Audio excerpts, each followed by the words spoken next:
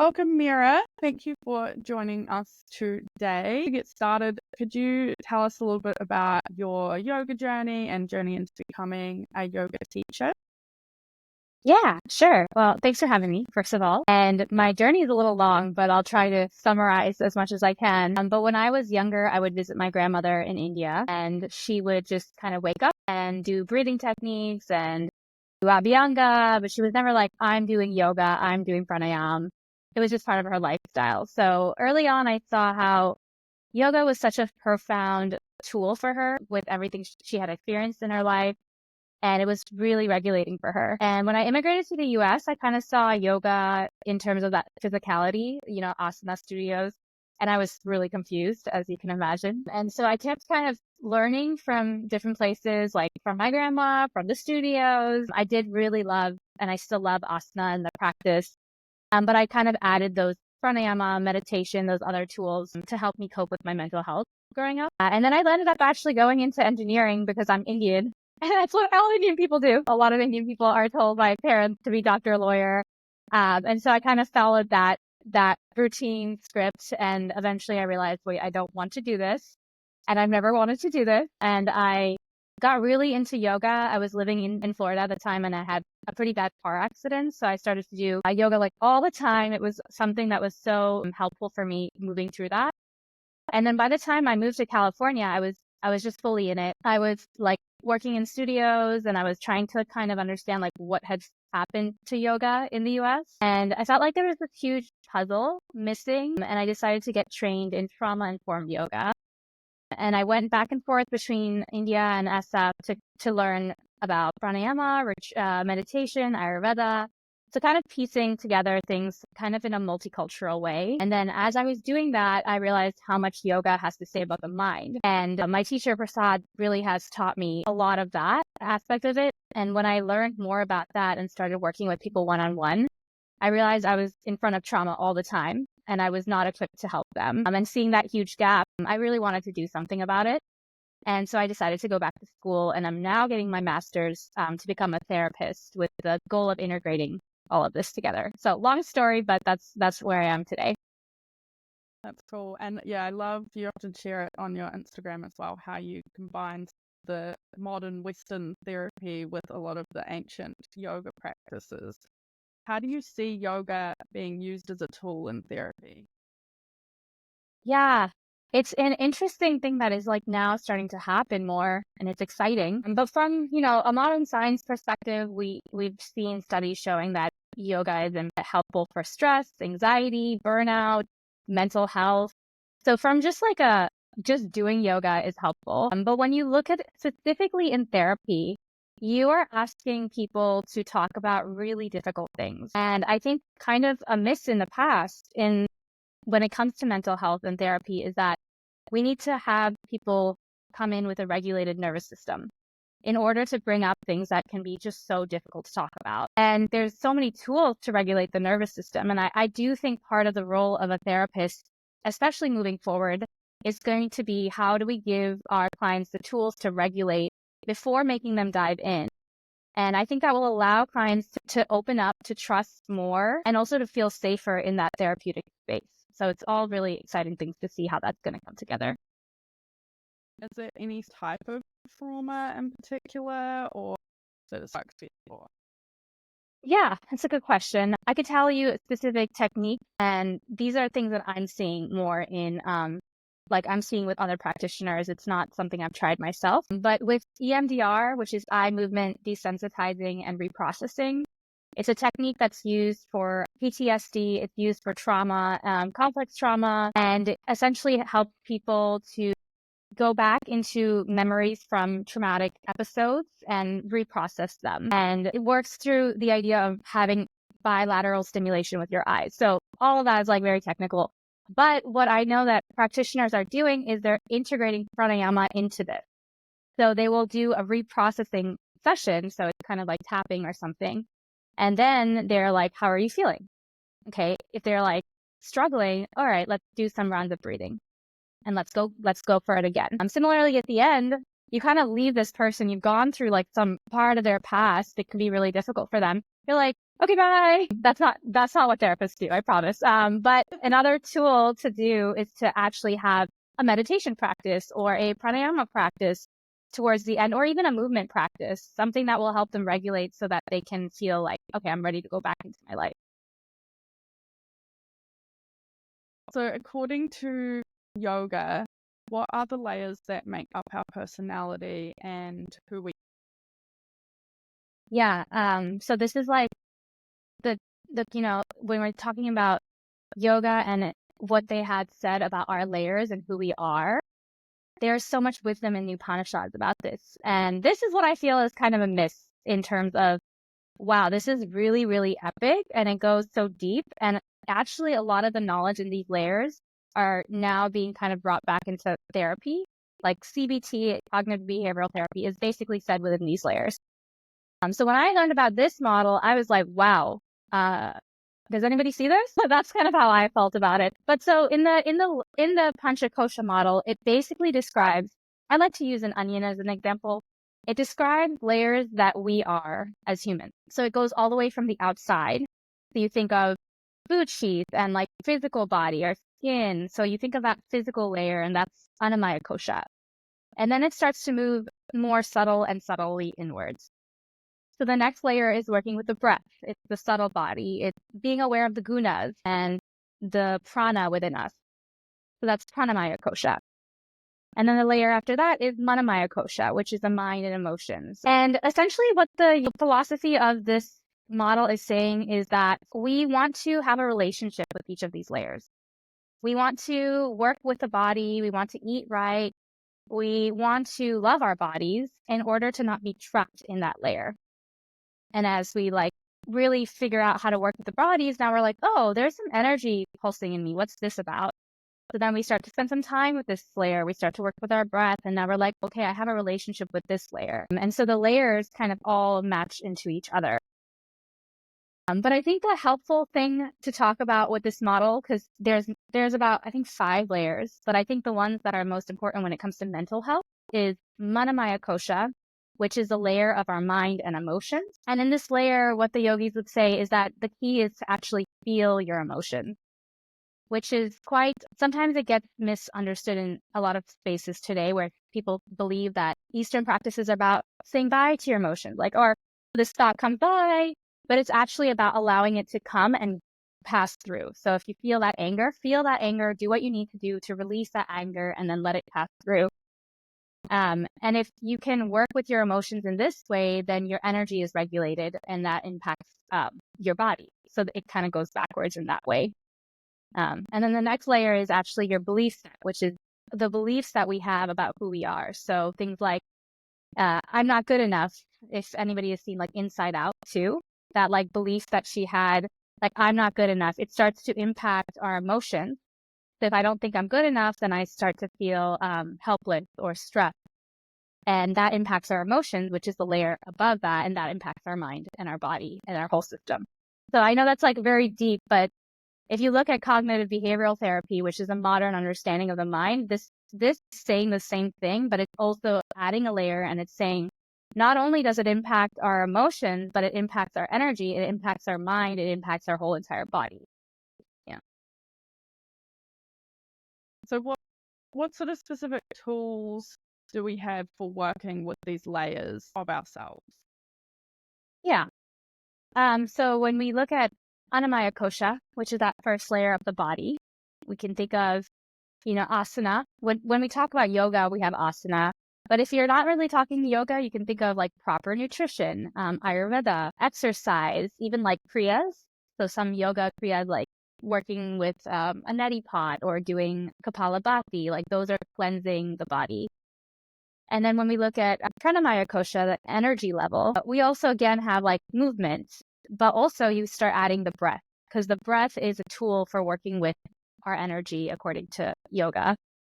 And we also have like lifestyle alterations. So just like looking at, am I like burning the candle through the day? Can I start to just slow down? And I would say one of the biggest tools for working with energy, self-awareness of your energy. So starting to feel, okay, right now I'm not very regulated, and I'm going to pause. And just that self-awareness is so key. And then when it comes to working with the mind, from a yoga perspective, they would say like pranayama, japa, spirituality and faith, like bhakti is a huge part of yoga as well. Pratyahara, starting to just like withdraw from the senses. And I would add anything that helps you work with your emotions, because this is a layer of the emotions in the mind. So what that might look like is punching, crying, boxing, singing, like anything that helps you get it out is really important. And then when we look at the layer of the belief system, I think therapy is great, but I also think you can do it on your own, like self-reflection. Where is my beliefs getting trapped? Where did that belief come from? And then I think this is where the social justice component comes in. A lot of the beliefs that we have are not really our beliefs. They were given to us by some system that we're trapped in, right? Like, I have to do this, I have to do this. And so challenging your belief system based on what is expected of you in our society, I think is very important for our belief layer.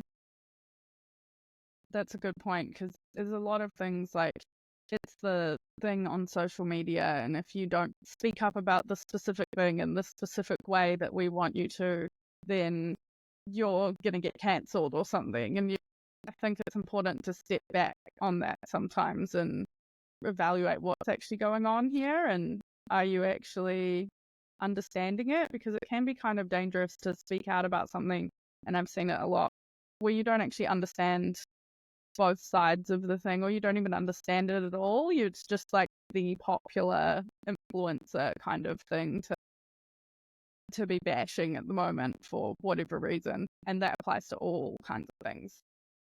I can only speak from the animal world, since my background's ecology, so that's something I kind of understand a little bit more than some other things.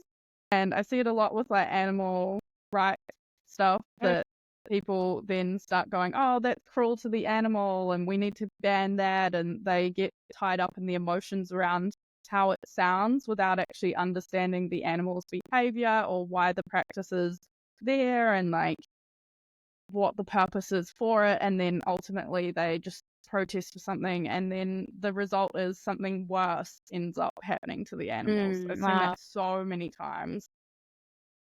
Yes, I have a little bit of a tangent there, but yeah, I think that's really important. No, to, and like, that evaluate for yourself. I think that's so important. I think that goes back to the belief that's kind of caused from capitalism a little bit, which is I need to produce. So I need to produce and I need to have the best production. So I need to be saying the things that are going to resonate the most with my audience. And that might be something I have no clue about. So yeah. Thanks for sharing that. Talking about this nervous system regulation, it's something we hear a lot about. It's very sort of in at the moment. What wisdom does yoga have for helping us regarding the nervous system, or helping us regulate the nervous system? Yeah, this is a great topic. I like how you introduced it by saying like it's in right now, because it is. And I'm seeing out there so many things on how to regulate the nervous system that people's nervous systems are unregulated. It's like, I need to do this and this and red light and this and this and I'm like looking around. I'm like, is this just another way that we're not regulating our nervous system?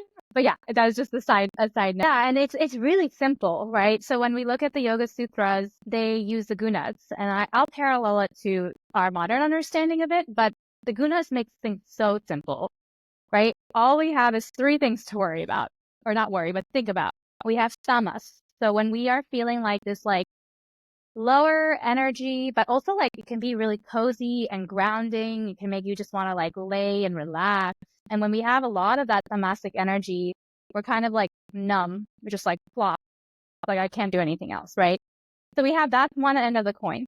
And then we have rajas, which is, oh my God, I want to make a podcast and I want to do this and I want to do this and I want to be able to, yeah. And I want to like, and that is really, really good. Like that's how our world functions. That's what our world needs. And then when it's overwhelming, it's like all of that starts to come together. And now I'm just like in a fuzz of my own thoughts and I have no idea what's happening. I'm just like, feeling that overwhelmingness. And so what the Yoga Sutras say is that we fluctuate from Raja to Tamas, to Rajas, to Tamas. And we're just like going and going and going, and we are exhausted. And that is the reason that we suffer. So it says the constant fluctuations between these two is where we suffer. And if we can start to go from here to like more gradual, right? then we can kind of find the middle way or one pointedness, akagra. And then in that center, there's that zone of sattva, which is, in the modern nervous system, there's also, I think it's ventrivagal, but there's a state right in the center where you're very cozy and comfortable. I like to say sattva is that feeling when you come out of like a yoga class or a meditation and you just feel clarity around you. But I also think it's a very social feeling when you are around people that you feel cozy and comfortable around and you're just like open to talking and just flowing with your ideas. That's that zone of sattva. So when we're looking at the gunas, it's just, okay, if I'm all the way here in this rajasic mind, I'm like, like really unregulated and feeling like overwhelmed. We just got to get back. And if we want to go back, we want to go towards tamas. We don't want to go all the way down there, but we want to just do something that will take us from movement to slowing down.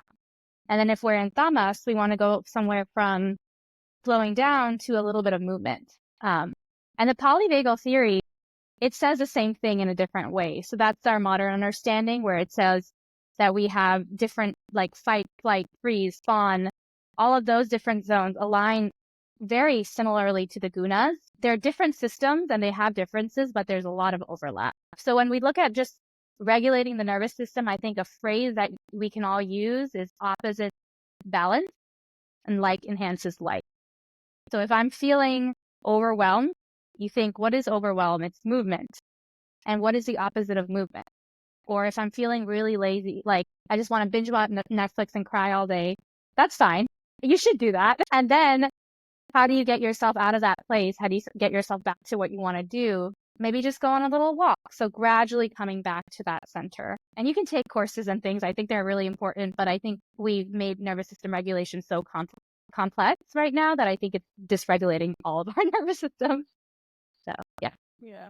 So, yeah, it's just more about like, instead of, if you notice you're doing this jumping kind of between energies, just trying to find ways to transition yourself through the day like that. That sounds like doable. Yeah. And actually from a trauma perspective, they have shown that people who have a trauma, who have childhood trauma, have more of those zones are more sharp. So it's easier to go up and down and up and down. So that person might need a lot more to regulate their nervous system, a lot more tools. And that's just something to keep in mind from a trauma-informed perspective as well. Interesting. So, you've got like 4 months where you've got like an intense workload or something, and you've just got to get through that. And then that's where we risk going into the burnout and destabilizing. If you know that you don't have a lot of time, I suppose, to be like, I have to slowly do this walk. Is there any small things to like transition through that? Yeah, I would say breath for me has been the most accessible and quick tool for nervous system regulation. And that's just personally my tool. And I'm just going to shamelessly plug myself, but I do a pranayama training where basically I show different techniques and how they impact the nervous system state during those times. So if you're feeling this way, what technique can you do? If you're feeling that way, what kind of technique can you do? So that's the lens that I see pranayama from. Breath is such an accessible, quick, and it's such an incredible tool for regulation. Speaking of breath, what are mental health therapists missing about incorporating breath and yoga into their work? Yeah. So, I'm a master's student, so I don't want to, I definitely don't want to say like mental health therapists are missing too much, like they're doing a lot. But in the way that I've been trained from like a yoga background and I'm starting to see things within the somatic psychology spaces, and I'm like, there's a little bit of that. We've taken, samavritti and we're, now it's box breath and we're just sharing that without kind of the context of the bigger, like, what is that? What is that technique? What does it do? So I think generally when, using practices from different different cultures, different, like with a lot of wisdom, I think there's it's really, really important to get that whole context. So one of the things that I noticed was missing in specifically the way that pranayama is used. And I don't think this is just in like therapy spaces. I think generally most spaces today have not, other than yoga spaces, have not really had this understanding ingrained yet. Is that in the texts, it always talks about how specific techniques are going to be useful for specific things. And certain techniques actually could make things worse. And yeah, and I read this study because I've been doing some research on pranayama, and it was done, I think, 2022 in Germany. It's a Haller study. But they basically worked with patients who had PTSD, and I believe they were like veterans. They had PTSD, and they gave the participants Kapalabhati, which, if people don't know what that is, breath of fire, right? So they gave half of them that, and then they gave half of them another regimen with different breathing techniques.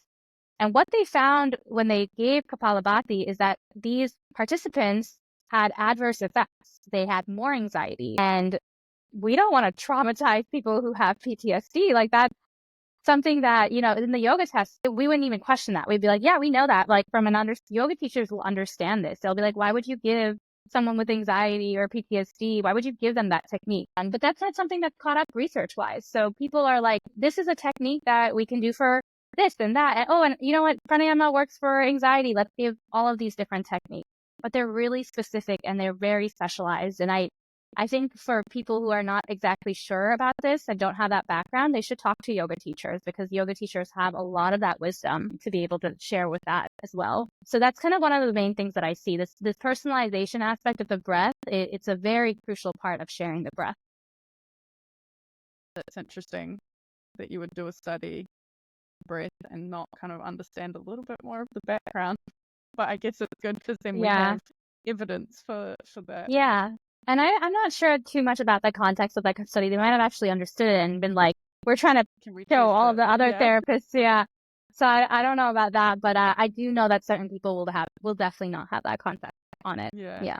One thing maybe doesn't apply for teachers within their classes, but when some people have like an aversion to ideas of mindfulness and that, from the perspective of a therapist, is there any way of broaching these for someone that might feel a little bit of resistance to offer it to them? That makes sense.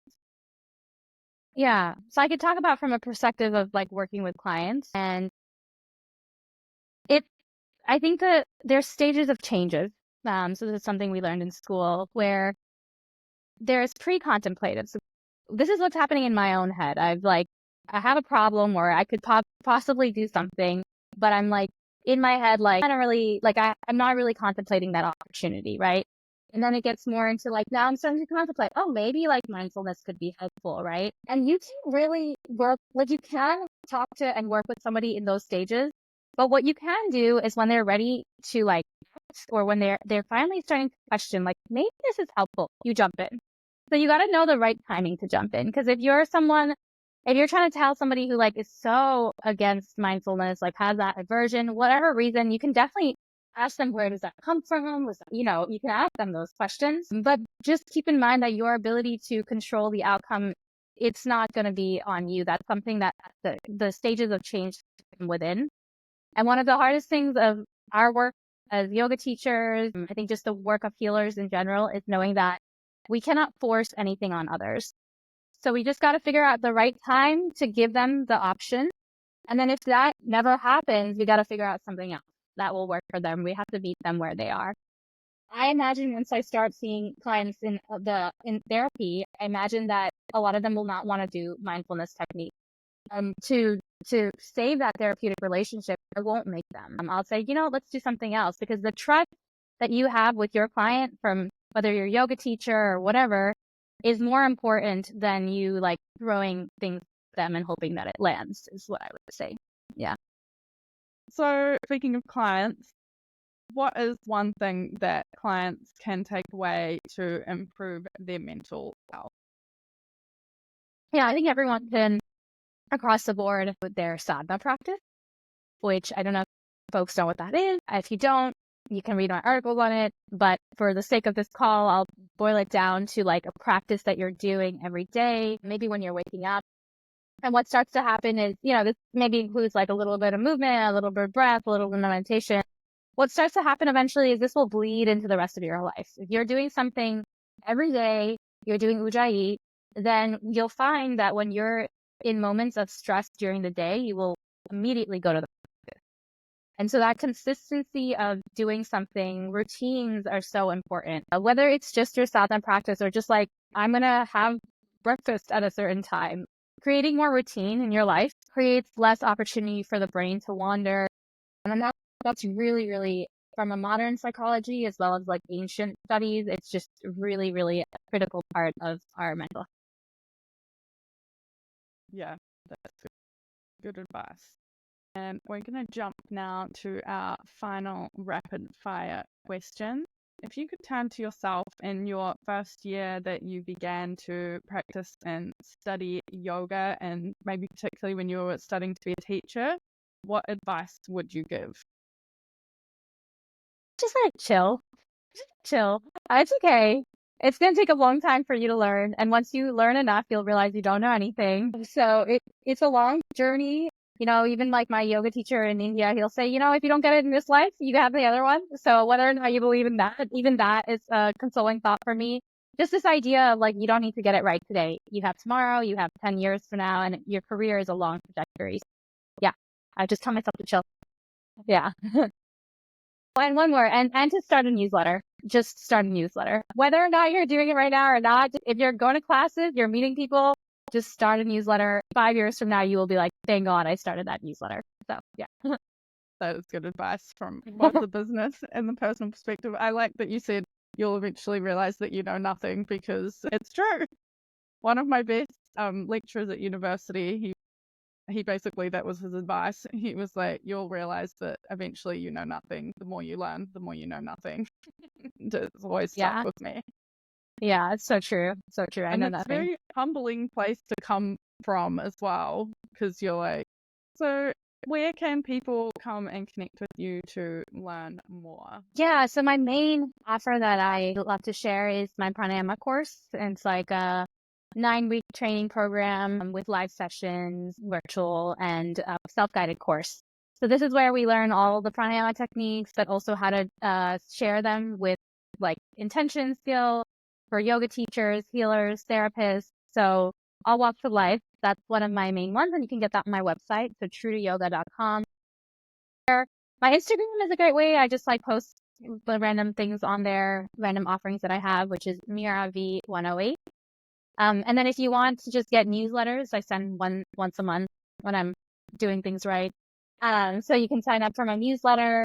And then if you ever just want to chat or get in touch, I do have an email, which is meera@truetoyoga.com. Any of those many, many ways I will be able to help. And I will put all of those in the show notes for everyone as well. Okay. Thank There's you. a lot. Yeah, so much for coming and talking to us today. That was fascinating, and there's a lot that we'll unpack, I'm sure, when I come and re-listen to this again. Thank you so much. Yeah, sounds good. Thank you for having me.